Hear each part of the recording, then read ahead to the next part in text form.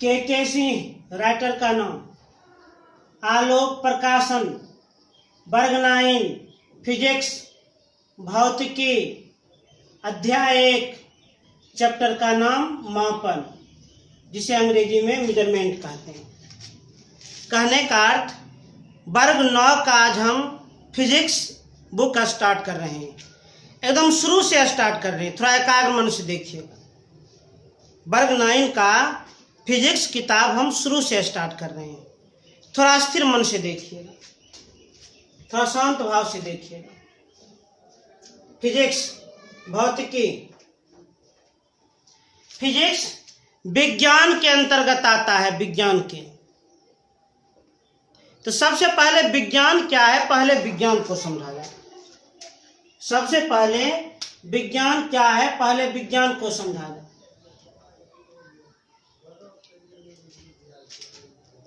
विज्ञान अंग्रेजी में इसको हम साइंस कहते हैं। विज्ञान को अंग्रेजी में साइंस कहते हैं, साइंस। साइंस एक लैटिन शब्द से बना है। लैटिन शब्द साइंटिया से बना है। साइंस एक लैटिन शब्द साइंटिया से बना है। साइंटिया का अर्थ होता है टू नो। और टू नो मीन्स हम लोग तो जानते हैं, टू नो का अर्थ क्या होता है, जानना। अरे हम फिजिक्स स्टार्ट किए हैं, फिजिक्स विज्ञान के अंतर्गत आता है। पहले विज्ञान है क्या, विज्ञान को समझा जाए, विज्ञान को जाना जाए। विज्ञान को अंग्रेजी में साइंस कहते हैं, साइंस। साइंस लैटिन शब्द साइंटिया से बना है। साइंटिया का अर्थ होता है टू नो, अर्थात जानना। तो विज्ञान का शाब्दिक अर्थ हुआ जानना। कहने का अर्थ, यदि हम कोई चीज़ के बारे में जानना चाहते हैं तो इसके लिए हमें विज्ञान पढ़ना पड़ेगा, साइंस पढ़ना पड़ेगा। जैसे कुछ क्वेश्चन, जैसे प्रकाश कैसे उत्पन्न हो रहा है, मौसम कैसे बदलती है, किस प्रकार बदलती है, भूकंप किस प्रकार आती है, बाढ़ कैसे आती है, वर्षा कैसे होती है, बिजली कैसे चमकती है, जब बंदूक से गोली निकलती है तो बंदूक पीछे क्यों भागती है। तो जब हम इन बातों का अध्ययन करेंगे तो हमें विज्ञान पढ़ना होगा। विज्ञान का अर्थ ही होता है जानना। विज्ञान का शाब्दिक अर्थ होता है जानना। अब इसका परिभाषा समझा जाए। विज्ञान किसे कहते हैं, विज्ञान का परिभाषा समझिए। मनुष्य के अवलोकन एवं प्रयोगों से प्राप्त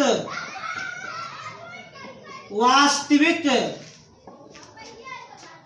एवं क्रमबद्ध ज्ञान को विज्ञान कहते हैं। विज्ञान का हम परिभाषा क्या दिए, मनुष्य के अवलोकन, मनुष्य के अवलोकन एवं प्रयोगों से प्राप्त वास्तविक एवं क्रमबद्ध ज्ञान को विज्ञान कहते हैं। यह विज्ञान का परिभाषा हुआ।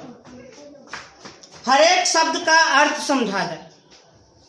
अब हर एक शब्द का अर्थ समझा जाए, अर्थ जाना जाए। विज्ञान का हम परिभाषा दिए, मनुष्य के अवलोकन एवं प्रयोगों से प्राप्त वास्तविक एवं क्रमबद्ध ज्ञान को विज्ञान कहते हैं। अब इस परिभाषा को समझने के लिए, जानने के लिए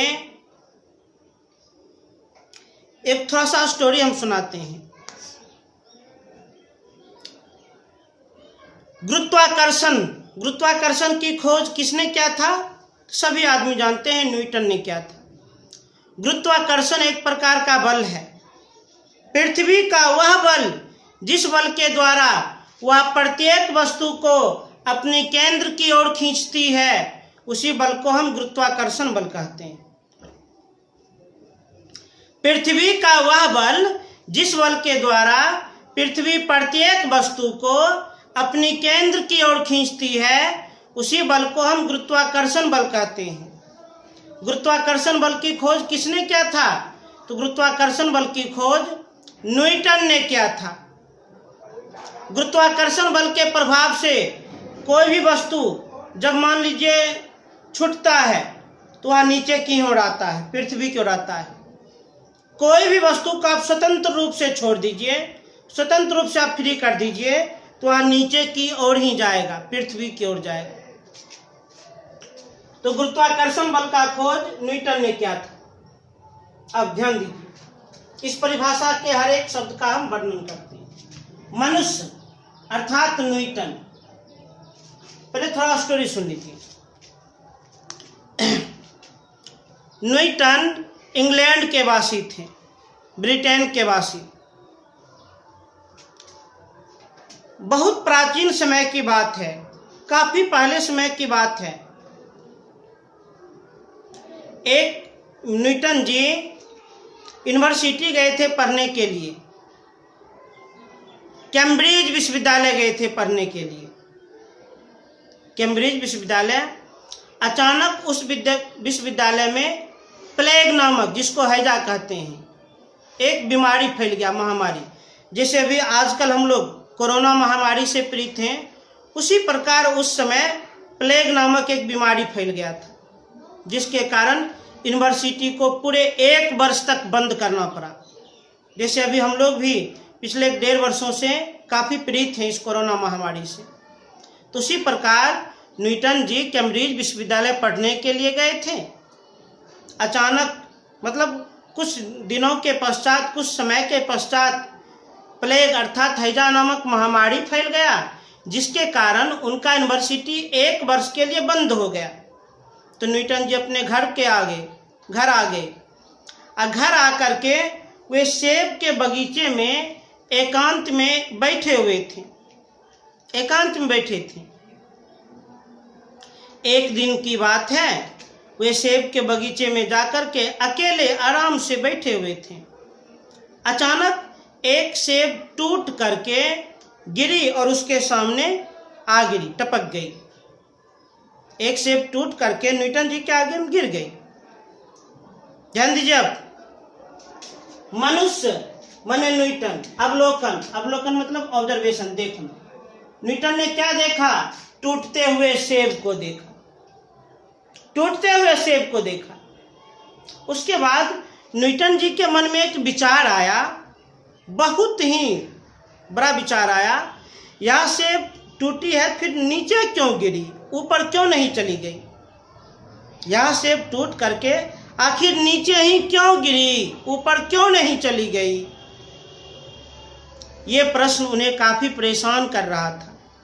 इसलिए इस प्रश्न का जवाब जानने के लिए पार्क में, सेब के बगीचे में उनसे जो भी सीनियर थे, बुजुर्ग थे, वे उनके पास गए पूछने के लिए क्या सेब टूटी तो फिर नीचे क्यों गिरी। परंतु कोई भी न्यूटन जी का उस प्रश्न का सही जवाब नहीं दे पाया। अनाप शनाप लोग जवाब दे रहा था। कोई कह रहा था हम तो वर्षों से देखते हैं जब सेब टूटती है गिरकर नीचे ही आ जाती है। कोई कह रहा था डंटी पक गया होगा जिससे सेब का वजन वह थम नहीं पाया, इसलिए वह टूट करके नीचे गिर गया। मतलब न्यूटन जी को कोई भी संतुष्ट नहीं कर पाया। उसके बाद न्यूटन जी प्रयोग करना स्टार्ट कर दिए, एक्सपेरिमेंट करना स्टार्ट कर दिए। अर्थात उस सेब को जो टूटा हुआ था उसको पुनः उठाया, ऊपर की तरफ फेंक दिए। क्या देखते हैं, सेब तो फिर से गिरकर पृथ्वी पर पहुंच गई। उसके बाद वो हैट पहने थे, हैट, उसको भी निकालकर ऊपर की ओर फेंक दिए, वह भी पृथ्वी पर आकर गिर गई। आसपास में पत्थर था, पत्थर को भी उठाकर ऊपर की ओर फेंके, वह भी पृथ्वी पर गिर पड़ी। अपना जूता अर्थात शू, वह भी उतार लिए, उसको भी ऊपर फेंक दिए, वह भी पृथ्वी पर गिर पड़ी।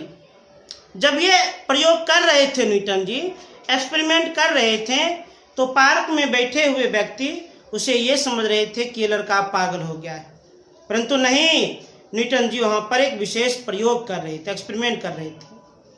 तो उनके प्रयोग से यह निष्कर्ष निकला, कोई भी वस्तु को जब स्वतंत्र रूप से छोड़ दिया जाए तो वह वस्तु पृथ्वी की ओर ही जाती है, वह वस्तु पृथ्वी की ओर ही जाती है। तो इससे यह स्पष्ट हो गया, पृथ्वी के पास जरूर कोई ना कोई बल है, और उसी बल को उन्होंने क्या कह दिया, गुरुत्वाकर्षण बल कह दिया। इस तरह गुरुत्वाकर्षण बल की खोज। परिभाषा हम दिए हैं, विज्ञान, विज्ञान किसे कहते हैं? तो मनुष्य के अवलोकन एवं प्रयोगों से प्राप्त वास्तविक एवं क्रमबद्ध ज्ञान को विज्ञान कहते हैं। एक कहानी सुना है, मनुष्य मतलब न्यूटन, अवलोकन, क्या अवलोकन किए? टूटते हुए सेब को। उसके बाद प्रयोग किए, अब प्रयोग करने के पश्चात उन्हें वास्तविक ज्ञान की प्राप्ति हुई, और यह ज्ञान क्रमबद्ध रूप में प्राप्त हुई, एक ही बार नहीं, क्रमबद्ध रूप में प्राप्त हुई। इसी को हम विज्ञान कहते हैं। तो अब जब भी कोई आदमी आपसे परिभाषा पूछे, विज्ञान किसे कहते हैं, इसी तरह दीजिएगा।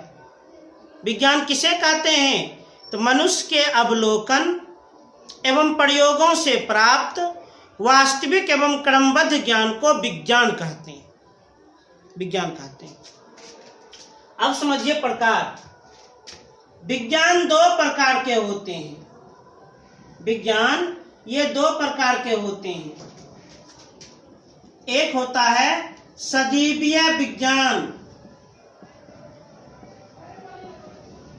और एक होता है निर्जीवीय विज्ञान।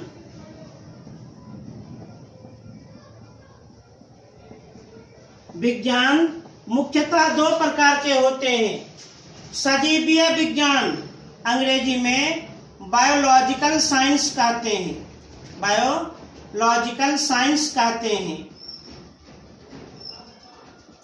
एक होता है निर्जीवीय विज्ञान, इसका एक और नाम है, इसे हम भौतिकीय विज्ञान भी कहते हैं, भौतिकीय विज्ञान भी कहते हैं।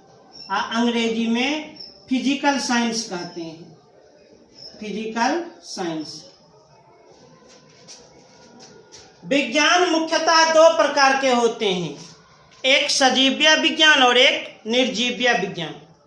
सजीवीय विज्ञान किसे कहते हैं?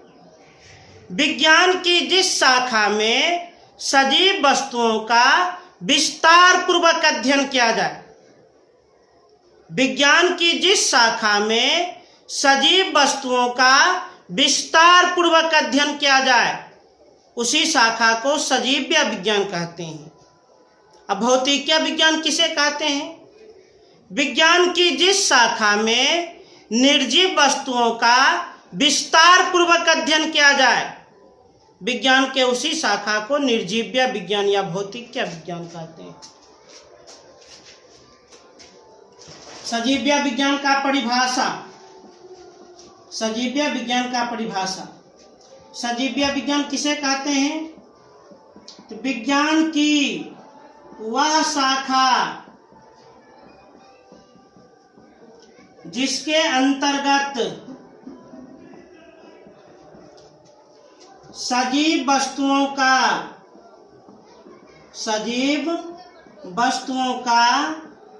विस्तार पूर्वक अध्ययन किया जाए,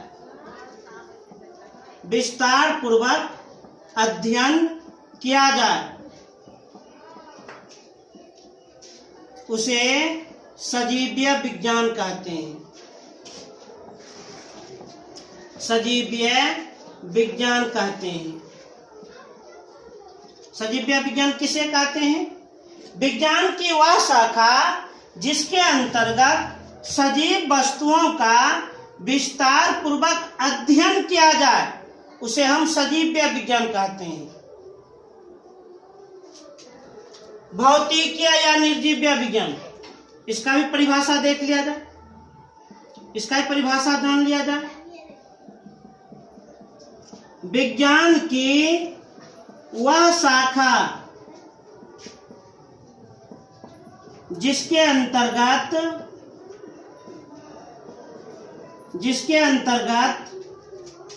निर्जीव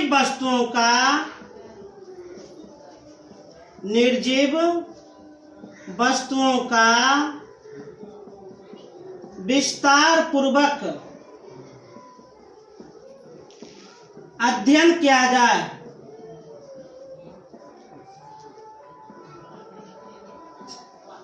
विज्ञान की वह शाखा जिसके अंतर्गत निर्जीव वस्तुओं का विस्तार पूर्वक अध्ययन किया जाए उसे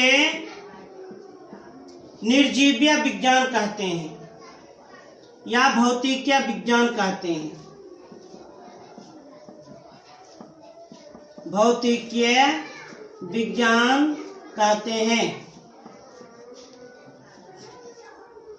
भौतिकीय या निर्जीवीय विज्ञान परिभाषा हम लिख दिए हैं, अब थोड़ा वर्णन कर लेते हैं। विज्ञान मुख्यतः दो प्रकार के होते हैं। पहला है सजीवीय विज्ञान, दूसरा है निर्जीवीय या भौतिकीय विज्ञान। सजीवीय विज्ञान को अंग्रेजी में बायोलॉजिकल साइंस कहते हैं। परिभाषा: विज्ञान की वह शाखा जिसके अंतर्गत सजीव वस्तुओं का विस्तार पूर्वक अध्ययन किया जाए उसे सजीवीय विज्ञान कहते हैं। जैसे जीव विज्ञान, जिसको अंग्रेजी में हम बायोलॉजी भी कहते हैं, बायोलॉजी। इसके अलावा और भी बहुत सारे हैं, जीव विज्ञान सजीवीय विज्ञान के अंतर्गत क्यों आती है? क्योंकि जीव विज्ञान अर्थात बायोलॉजी में केवल सजीव वस्तुओं का अध्ययन किया जाता है। जब हम लोग बायोलॉजी पढ़ते हैं तो मनुष्य के अंग के बारे में पढ़ते हैं जो कि सजीव हैं, किसी जीव जंतु के बारे में पढ़ते हैं जो कि सजीव हैं, पेड़ पौधों के बारे में पढ़ते हैं जो कि सजीव हैं। तो बायोलॉजी सजीवीय विज्ञान के अंतर्गत इसलिए आता है कि बायोलॉजी में सजीव वस्तुओं का विस्तार पूर्वक अध्ययन किया जाता है। विज्ञान की वह शाखा जिसके अंतर्गत सजीव वस्तुओं का विस्तार पूर्वक अध्ययन किया जाए उसे सजीवीय विज्ञान कहते हैं। जैसे कि जीव विज्ञान अंग्रेजी में बायोलॉजी या सजीवीय विज्ञान के अंतर्गत आता है क्योंकि इसके अंतर्गत सजीव वस्तुओं का विस्तार पूर्वक अध्ययन किया जाता है। अब है भौतिकीय या निर्जीवीय विज्ञान। विज्ञान की वह शाखा जिसके अंतर्गत निर्जीव वस्तुओं का विस्तार पूर्वक अध्ययन किया जाए उसे भौतिकीय विज्ञान कहते हैं। जैसे इसके अंतर्गत भौतिक शास्त्र, रसायन शास्त्र और अनेक विज्ञान आते हैं। भौतिक शास्त्र को अंग्रेजी में हम फिजिक्स कहते हैं, फिजिक्स। रसायन शास्त्र को अंग्रेजी में हम केमिस्ट्री कहते हैं। भौतिक अर्थात भौतिकी, अंग्रेजी में फिजिक्स। तो भौतिक शास्त्र निर्जीवीय विज्ञान के अंतर्गत क्यों आता है? क्योंकि भौतिक शास्त्र में निर्जीव वस्तुओं का विस्तार पूर्वक अध्ययन किया जाता है। भौतिकी में मुख्य रूप से पृथ्वी के अंदर घटने वाली घटनाओं का अध्ययन करते हैं, और घटना तो निर्जीव होती है। रसायन शास्त्र अंग्रेजी में केमिस्ट्री, केमिस्ट्री में हम केवल पदार्थ के बारे में पढ़ते हैं, केवल पदार्थ के बारे में। लोहा, सोना, चांदी, तांबा, एल्युमिनियम, लकड़ी, ये सब पदार्थ हैं जो कि निर्जीव हैं। अर्थात केमिस्ट्री में भी निर्जीव वस्तुओं का विस्तार पूर्वक अध्ययन किया जाता है। तो कहने का अर्थ फिजिक्स और केमिस्ट्री निर्जीवीय विज्ञान के अंतर्गत आती है। अब हम उम्मीद करते हैं यहाँ तक में आप लोगों को कोई भी प्रॉब्लम नहीं है। एक बार फिर से रिपीट कर देते हैं। विज्ञान को अंग्रेजी में साइंस कहते हैं। साइंस एक लैटिन शब्द साइंटिया से बना है, जिसका अर्थ होता है टू नो अर्थात जानना। परिभाषा: मनुष्य के अवलोकन एवं प्रयोगों से प्राप्त वास्तविक एवं क्रमबद्ध ज्ञान को विज्ञान कहते हैं। विज्ञान दो प्रकार के होते हैं, सजीवीय विज्ञान और निर्जीवीय विज्ञान। सजीवीय विज्ञान विज्ञान की वह शाखा जिसके अंतर्गत सजीव वस्तुओं का विस्तार पूर्वक अध्ययन किया जाए उसे सजीवीय विज्ञान कहते हैं। जैसे कि जीव विज्ञान। विज्ञान की वह शाखा जिसके अंतर्गत निर्जीव वस्तुओं का विस्तार पूर्वक अध्ययन किया जाए उसे भौतिकीय विज्ञान या निर्जीवीय विज्ञान कहते हैं। जैसे कि फिजिक्स और केमिस्ट्री, और भी हो सकते हैं। तेजी से उतार लिया जाए।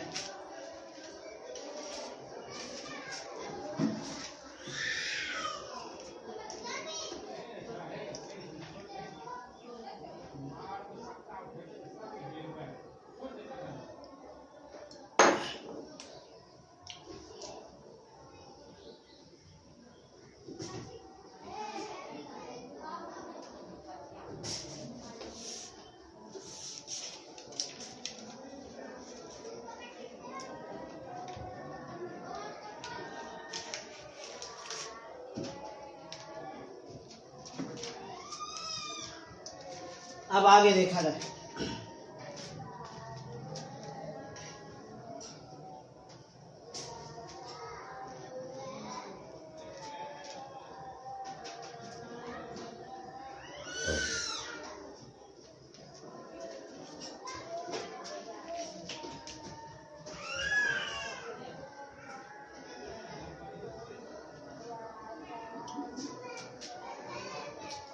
अभी हम विज्ञान का इंट्रोडक्शन किए हैं। अब चूंकि हम फिजिक्स स्टार्ट कर रहे हैं, अब थोड़ा फिजिक्स के बारे में जाना जाए। भौतिकी अंग्रेजी में फिजिक्स कहते हैं। फिजिक्स फिजिक्स एक ग्रीक शब्द से बना है। फिजिक्स एक ग्रीक शब्द फ्यूसिस से बना है। फ्यूसिस से। फिजिक्स ग्रीक शब्द फ्यूसिस से बना है। फ्यूसिस का अर्थ होता है नेचर, और नेचर मीन्स प्रकृति।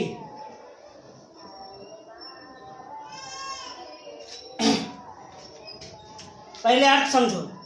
फिजिक्स भौतिकी अंग्रेजी में फिजिक्स कहते हैं। फिजिक्स ग्रीक शब्द फ्यूसिस से बना है।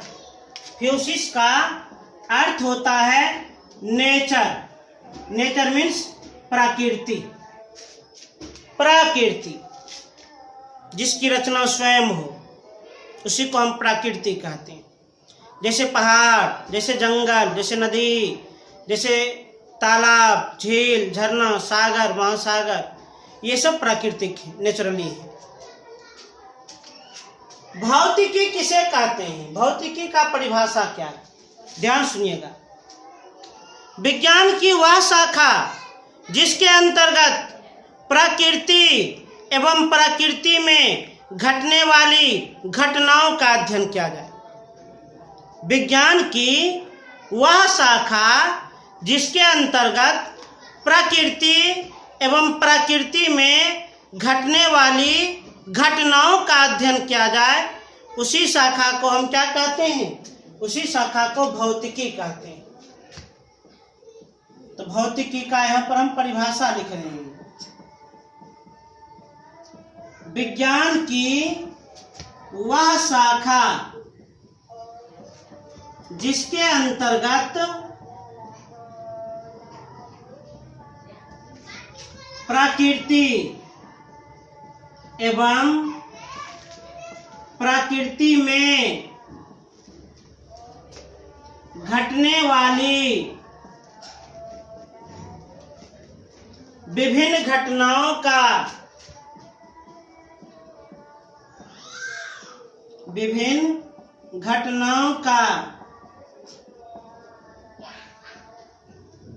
अध्ययन किया जाता है।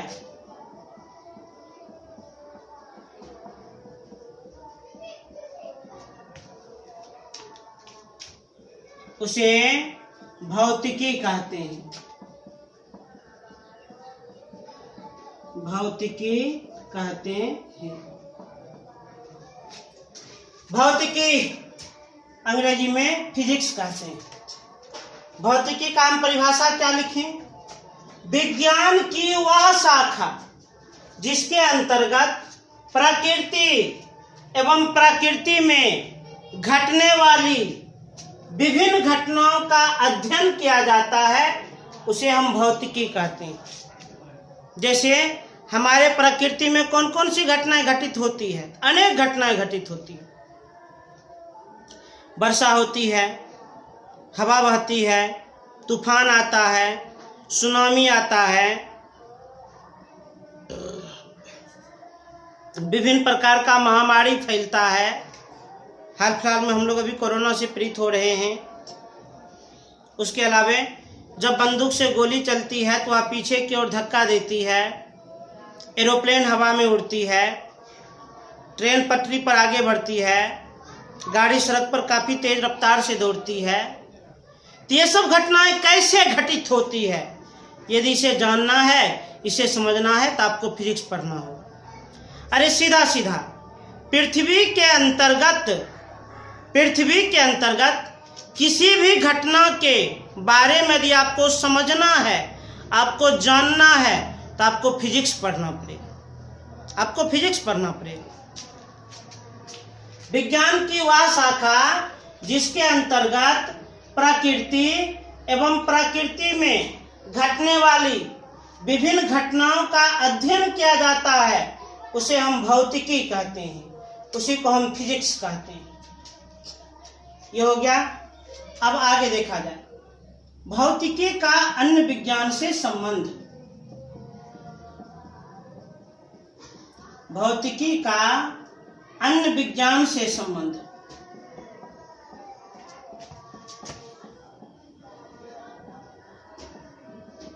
भौतिकी का अन्य विज्ञान से क्या संबंध है, देखा जाए थोड़ा एकाग्र मन से। सबसे पहले रसायन शास्त्र से संबंध। रसायन शास्त्र से संबंध। रसायन शास्त्र से संबंध थोड़ा एकाग्र मन से देखिएगा।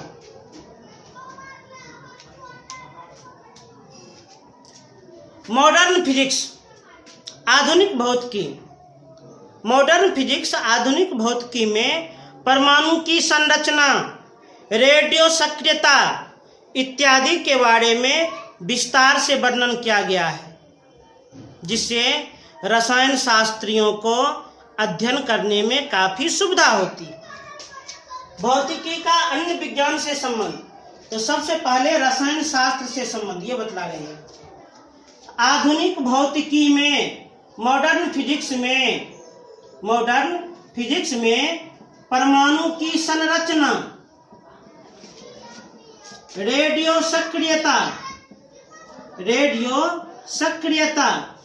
इत्यादि के बारे में विस्तार पूर्वक बतलाया गया है, जिससे रसायन शास्त्रियों को आसानी से समझने में काफ़ी सुविधा होती है।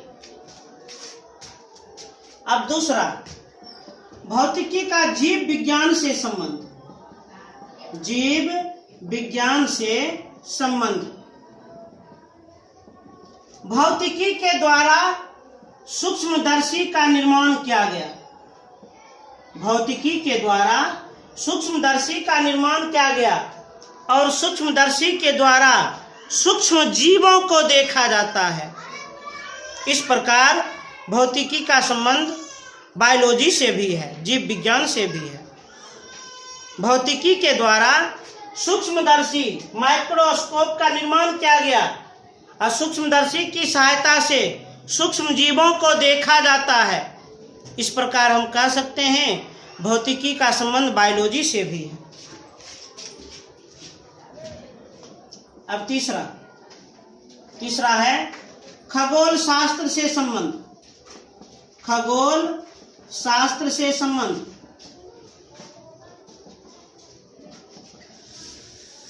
भौतिकी का सबसे पहले खगोल शास्त्र किसे कहते हैं? विज्ञान के जिस शाखा में पृथ्वी के बाहर वाले पिंडों का अध्ययन किया जाए उसी शाखा को खगोल शास्त्र कहते हैं। पृथ्वी के बाहर में कौन पिंड हैं? अनेक ग्रह हैं, उपग्रह हैं, सूर्य हैं, तारा हैं, ये सभी।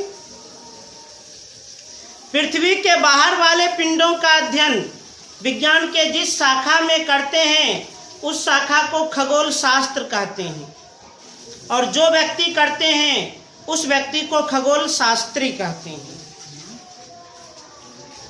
तो भौतिकी का संबंध खगोल शास्त्र से भी है। कैसे? तो भौतिकी के द्वारा दूरबीन का निर्माण किया गया। भौतिकी के द्वारा दूरबीन का निर्माण किया गया और दूरबीन की सहायता से पृथ्वी के बाहर वाले पिंडों को देखा जाता है।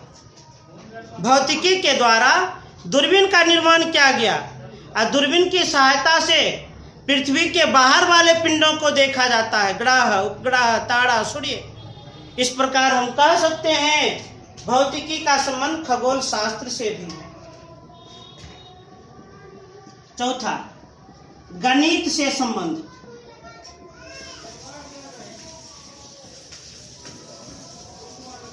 भौतिकी का गणित से भी संबंध है। क्यों? भौतिकी में हम जो भी व्यंजक प्राप्त करते हैं गणित की सहायता से प्राप्त करते हैं। भौतिकी में हम जो भी सूत्र प्रूव्ड करते हैं मैथ की सहायता से हम प्रूव्ड करते हैं। भौतिकी का जो भी न्यूमेरिकल बनाते हैं, जो भी अंकिक प्रश्न बनाते हैं गणित की सहायता से बनाते हैं। इसलिए कहा जाता है mathematics, math is the language of physics. कहने का गणित भौतिकी की भाषा होती है। गणित किसकी?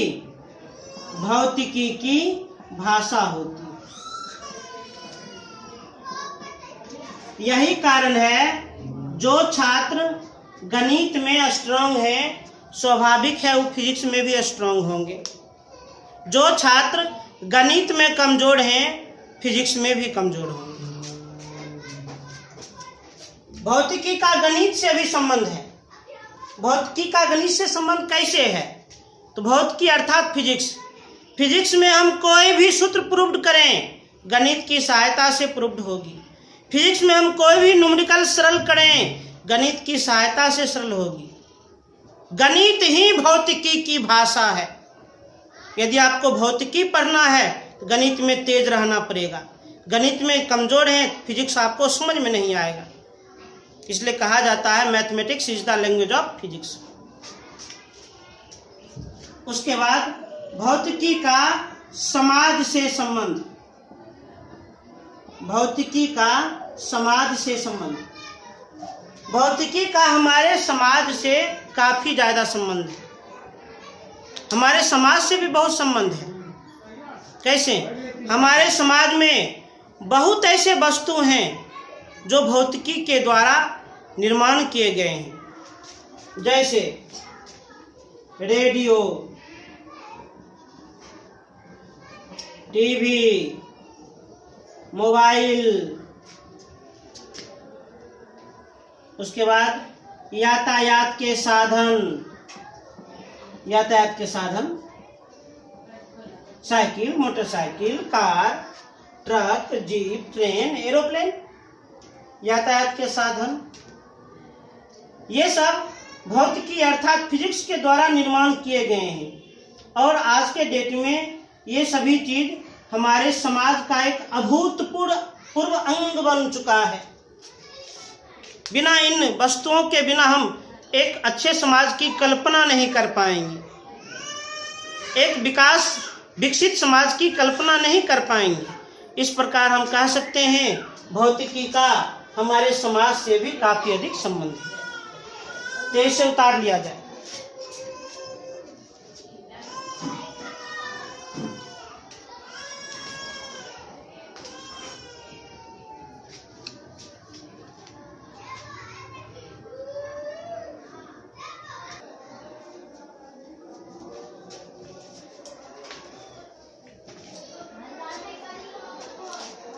आज फिजिक्स के प्रथम क्लास में जो भी कुछ समझाए हैं आप लोग उसे एकाग्र मन से याद कर लीजिए। पुनः हम कल आगे के क्लास में अगला टॉपिक बताएंगे, परंतु जो भी बता रहे हैं उसे आप लोग एकाग्र मन से, स्थिर मन से याद कर लेना, निश्चित रूप से याद कर लेना। धन्यवाद।